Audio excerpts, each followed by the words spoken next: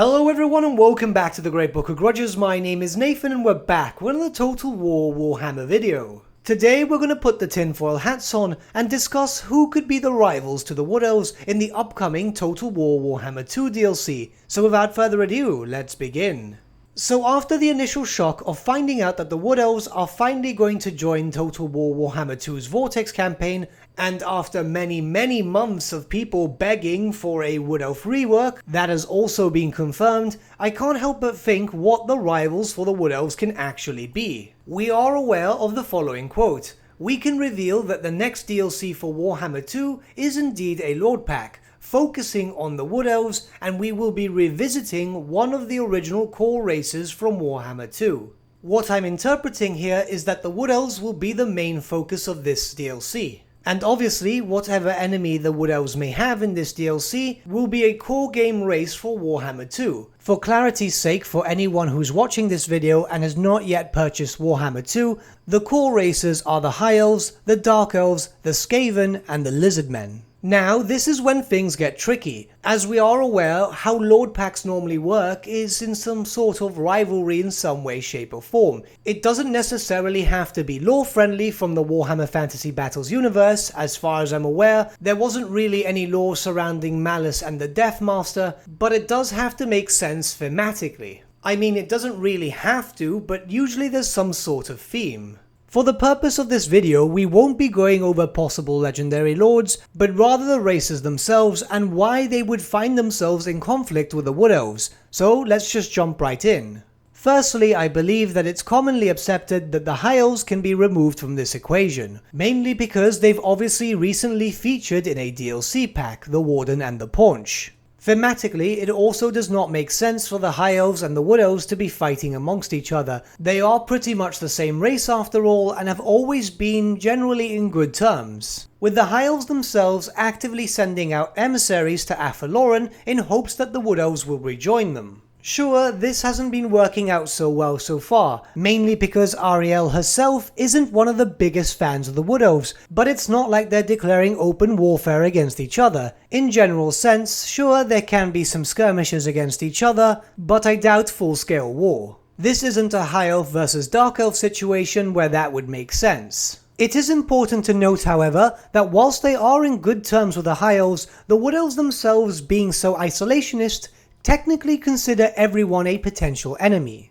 Next would be the Lizardmen, and once again I'm finding a little bit of doubt here. You see, in a thematic sense, the Lizardmen do see the Elves as part of the Old One's great plan. Now, I'm not saying that conflict between the Lizardmen and the Wood Elves has never happened, as obviously the great plan could be interpreted in many ways, and lore-wise it does seem quite easy to piss off the lizards, so who's to say that a Wood Elf scout team couldn't have ventured into a location that they really shouldn't have gone to, where a Wood Elf scouting force could have easily found some sort of temple city, found some sort of crystal skull for example, and then managed to find themselves being chased out of the jungles by a bunch of angry T-Rex. This doesn't seem likely, but is entirely possible, especially as there is reference to a race being revisited. I don't believe that this exact wording has been used before when in reference to a Game 2 race, which leaves it open to interpretation. Maybe this is some sort of minor rework, nothing too big, but noticeable enough. And the Lizardmen do need some minor rework, especially with the geomantic web system, which has been highlighted by fans on multiple forum posts. And to be honest, the technology tree itself for the Lizardmen does need a bit of a rework. Nothing like this would be a major overhaul, but even then, I still find it doubtful. Next would be the Dark Elves, which thematically makes a lot of sense. The Dark Elves themselves see the Wood Elves as a potential threat, as they do with the High Elves, and they don't want the High Elves and the Wood Elves to end up working together, so they will try to sabotage any diplomatic relations. While there is not that much lore in regards to Wood Elves and Dark Elves fighting against each other themselves, it is very possible that some sort of warfare can happen, especially as some of the world routes do lead directly to the lands of the Dark Elves. So thematically, how could both these races be tied together in a DLC pack? Well, there are a few possible examples.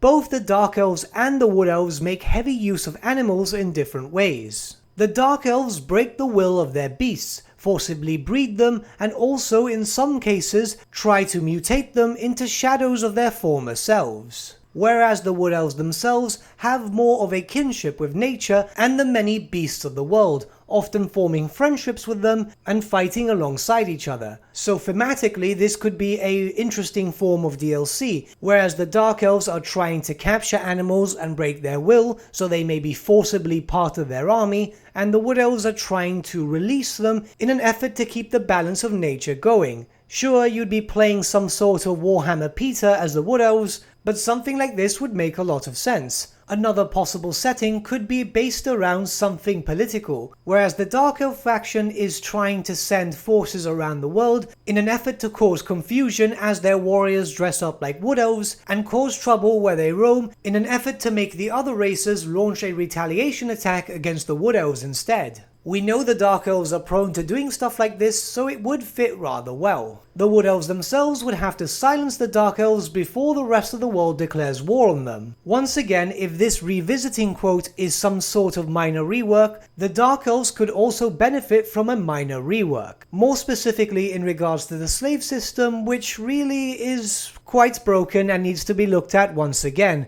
Just something to have more functionality and make it easier to use, especially for the player base. And lastly, we have the Skaven. An odd choice, but still very possible. The Skaven are a fan favourite of course, and well, anything can be an enemy for them. The Wood Elves have indeed fought the Skaven many times, which is mentioned in a quote in the 7th edition army book, which goes as follows: "Skaven of the underworld are our enemies, for they gnaw the roots of our world and bring pestilence and death to our forests." I mean, this is to be expected. The Skaven see everything as a potential enemy, including themselves. And it's very likely that the Skaven are aware what sort of power hides within Athaloran. Even if they didn't, they would probably want to go attack Athaloran anyway because, well, you know, tasty elves. The theme would also be rather simple. There's only one major clan left for the Skaven, that of Clan Moulder, which make heavy use of beasts and monsters that they themselves mutate. The Wood Elves themselves are very known to use beasts and monsters, so it could be once again in the same style that was discussed for the Dark Elves and Wood Elves theme, with the Skaven trying to pervert nature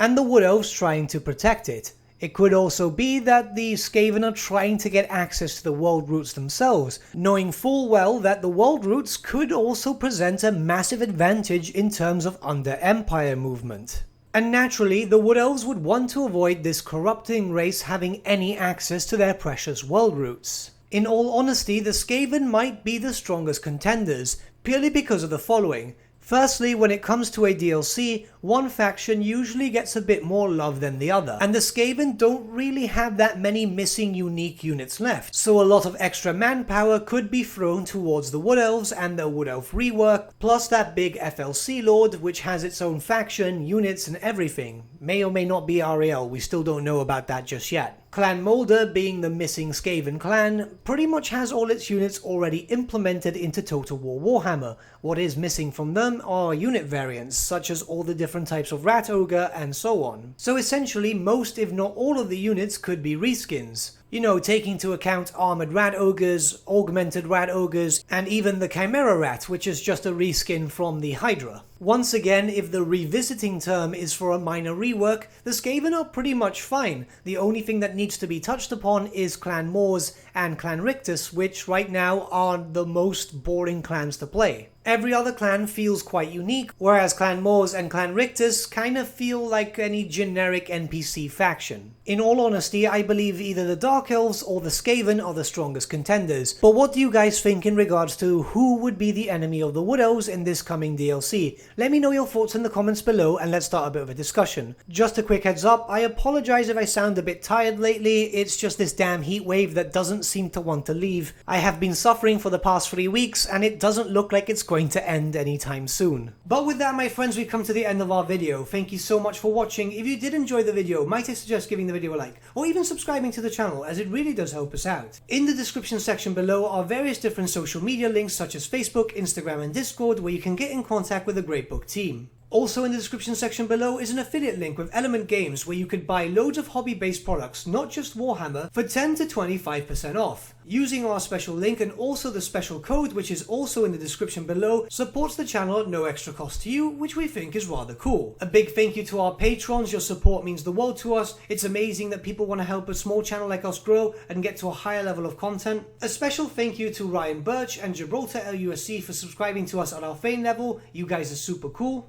And a big thank you to Edward Yule and VSVasan for subscribing to us at our King level. Honestly, we can't thank you guys enough. The money earned from Patreon is going directly back into the channel, slowly upgrading little bits and bobs, just trying to get to a higher level of content for you guys. And a big thank you to all of you for liking, sharing and commenting on these videos. The support has been insane lately and honestly we can't be more than excited. But with that, my friends, thank you so much for watching once again and we shall see you all again very, very soon. Have a good day.